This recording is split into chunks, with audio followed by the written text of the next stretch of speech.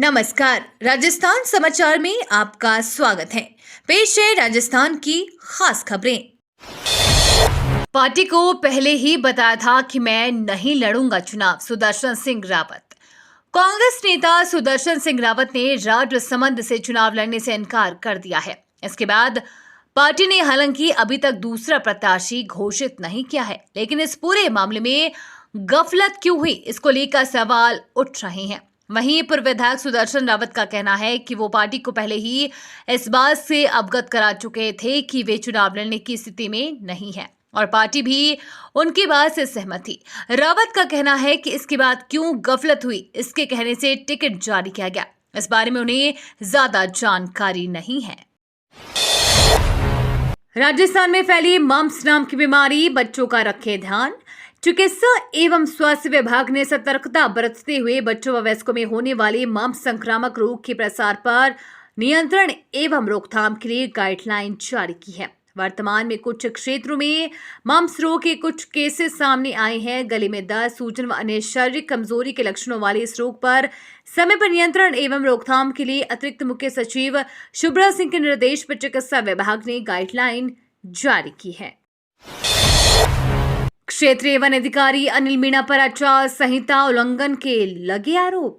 राजस्थान के करौली जिले के सपोट्रा में आचार संहिता की उल्लंघना का मामला सामने आया है। वहीं जिला निर्वाचन अधिकारी नीलाभ सक्सेना के आदेश भी बेअसर साबित हो रहे हैं।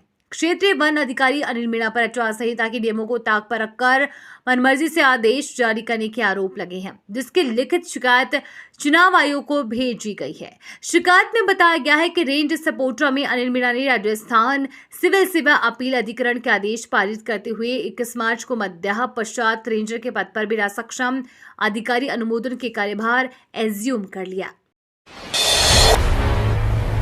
राजस्थान में इन इलाकों में आंधी तूफान और बारिश को लेकर अलर्ट जारी। राजस्थान के मौसम का हाल एक बार फिर बदलने वाला है। मौसम विभाग के अनुसार प्रदेश में आने वाले दिनों में एक नया पश्चिमी विक्षोभ सक्रिय होने वाला है, जिससे राज्य का मौसम 2 दिन तक खराब रह सकता है। मौसम विभाग का कहना है कि उत्तर पश्चिमी और पूर्वी राजस्थान के कई जिलों में 2 दिन तक आंधी तूफान और बारिश की संभावना है। इसके अलावा कुछ जगहों पर ओले पड़ने को लेकर भी चेतावनी दी गई है। इन सभी को लेकर येलो अलर्ट जारी कर दिया गया है। साफ सफाई को लेकर चिकित्सा विभाग का बड़ा फैसला। प्रदेश के सरकारी अस्पतालों में साफ सफाई को लेकर चिकित्सा एवं स्वास्थ्य विभाग गंभीर है। अस्पतालों में साफ सफाई को लेकर QR कोड सिस्टम को लागू नहीं किए जाने पर 8 मेडिकल कॉलेजों के प्रिंसिपलों को नोटिस दिए जाने के बाद अब 1 अप्रैल से प्रदेश के सभी मेडिकल कॉलेजों से संबद्ध अस्पतालों में QR कोड आधारित सफाई व्यवस्था अनिवार्य रूप से लागू करने के आदेश जारी कर दिए हैं। इसके साथ ही 5 अप्रैल तक इसकी पालना रिपोर्ट करवाना अनिवार्य होगा। जोधपुर लोकसभा निर्वाचन क्षेत्र के लिए नामांकन पत्र का कार्य शुरू। जोधपुर संसदीय क्षेत्र के लिए कल से चुनाव की लोक सूचना जारी होने के साथ ही अभ्यर्थियों द्वारा नाम निर्देशन पत्र प्रस्तुत करने का कार्य शुरू हो गया है। हालांकि पहले दिन एक भी नामांकन प्रस्तुत नहीं किया गया। नामांकन पत्र 28 मार्च से 4 अप्रैल तक रिटर्निंग अधिकारी के समक्ष जिला कलेक्टर एवं जिला मजिस्ट्रेट जोधपुर गौरव अग्रवाल को प्रस्तुत किया जा सकेंगे। जिला निर्वाचन अधिकारी गौरव अग्रवाल ने बताया कि 28 मार्च से 4 अप्रैल तक सुबह 11 बजे से दोपहर 3 बजे तक नाम निर्देशन पत्र प्रस्तुत किए जा सकेंगे। 31 मार्च व 1 अप्रैल को सार्वजनिक पराक्रम में अवकाश रहेगा। इन 2 नाम निर्देशन पत्र नहीं लिए जाएंगे। एम्स INISS 2024 के लिए आवेदन शुरू।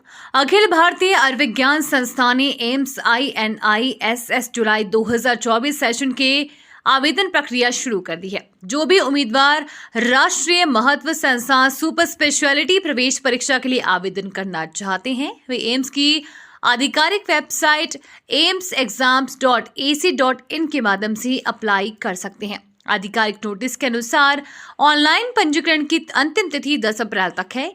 आवेदन की स्थिति और अस्वीकृत आवेदन की जांच 13 अप्रैल को की जा सकती है। 6 अप्रैल को जयपुर में लॉन्च होगा कांग्रेस का चुनाव घोषणा पत्र। लोकसभा चुनाव में कांग्रेस का घोषणा पत्र इस बार राजस्थान के जयपुर से लॉन्च होगा। कांग्रेस के राष्ट्रीय अध्यक्ष मल्लिकार्जुन खड़गे, पूर्व अध्यक्ष सोनिया गांधी और राहुल गांधी 6 अप्रैल को जयपुर में कांग्रेस के चुनाव घोषणा पत्र को लॉन्च करेंगे। तीनों नेता जयपुर में चुनावी सभा को भी संबोधित करेंगे। इस लोकसभा चुनाव में सोनिया, राहुल और खड़गे की ये पहली चुनावी सभा होगी। कांग्रेस वॉर रूम में सोनिया गांधी की सभा की तैयारियों को कल पीपीसी में अहम बैठक हुई। 6 अप्रैल के दिन वो लोकसभा चुनाव के लिए कांग्रेस का घोषणा पत्र जारी करेगी। पुलिस कर्मियों के अवकाश पर रोक, पीएचक्यू ने जारी किया आदेश। राजस्थान में लोकसभा चुनाव के मद्देनजर पुलिस कर्मियों के अवकाश पर रोक लगा दी गई है। पुलिस मुख्यालय ने आदेश जारी कर दिए हैं। एडीजी कानून व्यवस्था ने आदेश जारी कर दिए हैं। उल्लेखनीय है कि राजस्थान पुलिस ने आगामी लोकसभा चुनाव की तैयारियों के तहत राज्य में केंद्रीय सशस्त्र पुलिस बल की 25 कंपनी तैनात की है। साथ ही पुलिस ने सुरक्षा बलों के साथ मिलकर फ्लैग मार्च शुरू कर दिया है। अतिरिक्त पुलिस महानिदेशक विशाल बंसल ने कहा कि राज्य के 25 लोकसभा निर्वाचन क्षेत्रों में 2 चरणों के तहत 19 और 26 अप्रैल को होने वाले चुनावों में स्वतंत्र, निष्पक्ष, भयमुक्त एवं पारदर्शी तरीके से मतदान कराने के लिए निरंतर प्रभावी कदम उठाए जा रहे हैं। राजस्थान की 10 और सीटें जहां दांव पर लगे हैं सीएम। लोकसभा चुनाव का मैदान तैयार है। राजस्थान के लगभग सभी सीटों पर कांग्रेस और बीजेपी के उम्मीदवारों की घोषणा हो चुकी है। करीब 10 ऐसी सीटें हैं जहां सीएम 2 और पूर्व सीएम, लोकसभा स्पीकर और केंद्रीय मंत्रियों की साख दांव पर है। कुछ सीटें ऐसी हैं जहां निर्दलीय उम्मीदवारों ने मुकाबले को दिलचस्प बना दिया है।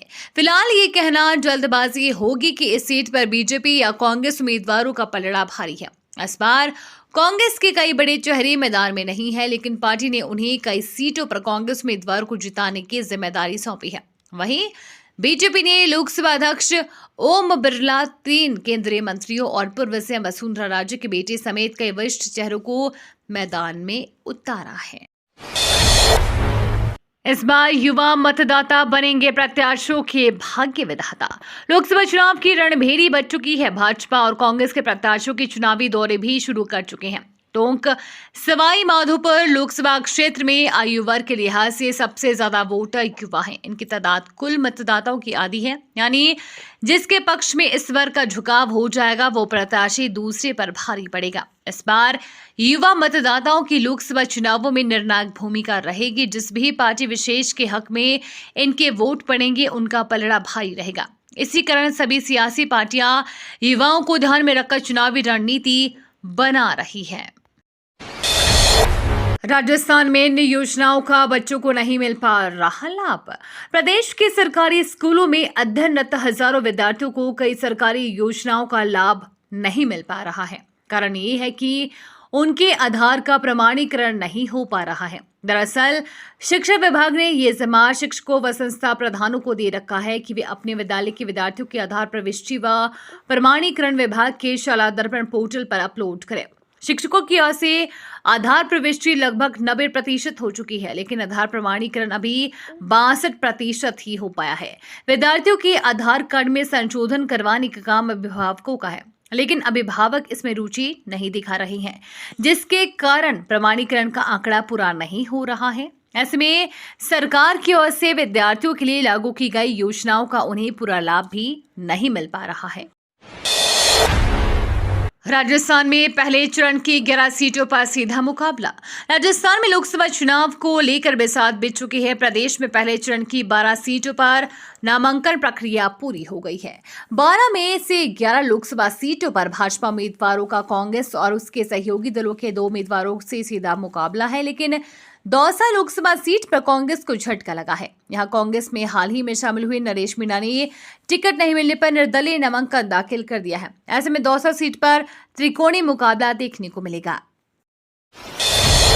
विदेश से आए नौकरी का ऑफर तो हो जाए सावधान, हो जाए अलर्ट। अच्छी सैलरी और बेहतर जिंदगी की उम्मीद लेकर कई लोग विदेश में नौकरी चाहते हैं, लेकिन आए दिन धोखाधड़ी का शिकार बने लोगों के मामले सामने आते हैं। नौकरी के नाम पर फ्रॉड के मामले लगातार बढ़ रहे हैं। इस जाल में फंसने के बाद लाखों रुपए की ठगी तो होती ही है, कई बार जीवन भी संकट में आ जाता है। ताजा मामला कई दर्जन भारतीयों को अच्छी नौकरी का झांसा देकर रूस भेजने का आया है। यहां से सिक्योरिटी गार्ड जैसी नौकरी का लालच देकर रूस भेजा गया। वहां पहुंचने पर लोगों को जबरन रूस की सेना में भर्ती करके यूक्रेन बॉर्डर पर लड़ने भेज दिया गया। इसमें कई लोगों की जान भी जा चुकी है। अंतरिक्ष में स्टार्टअप की मदद से उपग्रह भेजने की तैयारी। अंतरिक्ष जगत के स्टार्टअप स्काई रूट ने गुरुवार को विक्रम एक रॉकेट के चरण 2 का सफल परीक्षण किया। कंपनी को इस साल के अंत में एक उपग्रह को कक्षा में स्थापित करने की उम्मीद है। कंपनी के मुताबिक विक्रम एक प्रक्षेपण यान के चरण 2 को कलाम 250 कहा जाता है। यह हाई पावर कार्बन मिश्रित मोटर है जो रॉकेट को वायुमंडलीय चरण से बाहरी अंतरिक्ष में ले जाएगा। कलाम 250 का परीक्षण आंध्र प्रदेश के श्रीहरिकोटा में भारतीय अंतरिक्ष अनुसंधान संगठन के सतीश धवन अंतरिक्ष केंद्र में हुआ।